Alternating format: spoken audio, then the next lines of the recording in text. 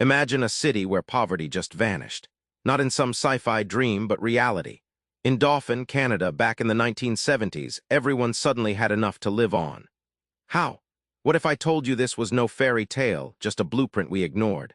Rutger Bregman's Utopia for Realists takes us inside these radical ideas, proven real, that could rewrite society as we know it. First, let's unravel why ideas once mocked, like universal basic income, have quietly shaped history, often within reach, yet rarely embraced. In Dauphin, Manitoba, a small place with 13,000 people, the government handed out a basic income during 1974-1979, replacing welfare. Poverty plummeted. Kids stayed in school. Crime rates dropped. It seemed like magic, but it was just a pilot program that proved cash works better than complicated handouts. Utopias don't drop from the sky, they spark from bold ideas that refuse to quit. Think of basic income like planting a seed in barren soil. At first it looks weird, even impossible. But with water and sun, political will and social proof, it grows. It's about flipping mindset, from fear of free money to trust in human potential unleashed.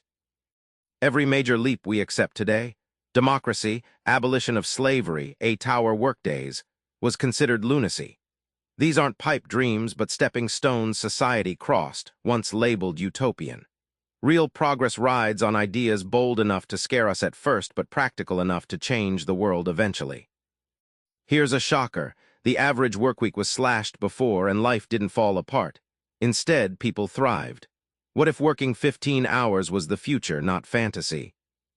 In 1930s Europe, labor activists pushed the idea of a drastically shorter workweek. Sweden and the Netherlands experimented with reduced hours, and the results surprised skeptics. Productivity stayed up or even rose, stress fell, and leisure became a hot commodity that enriched life rather than drained it. Think of work like a muscle. Overuse causes burnout, underuse wastes potential. Less time working means your brain repairs, ideas flow, creativity blooms.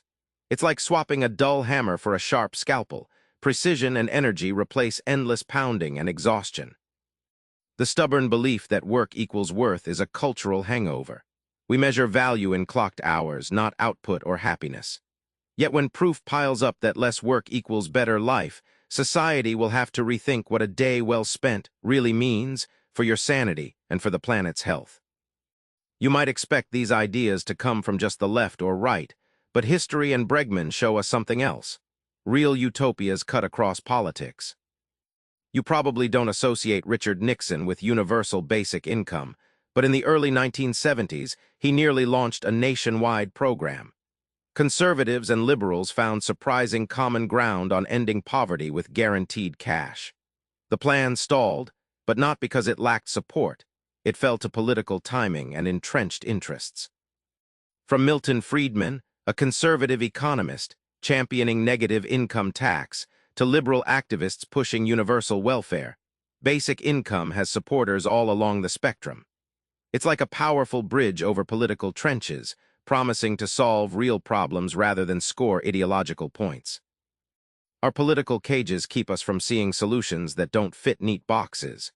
Utopian ideas challenge rigid lines.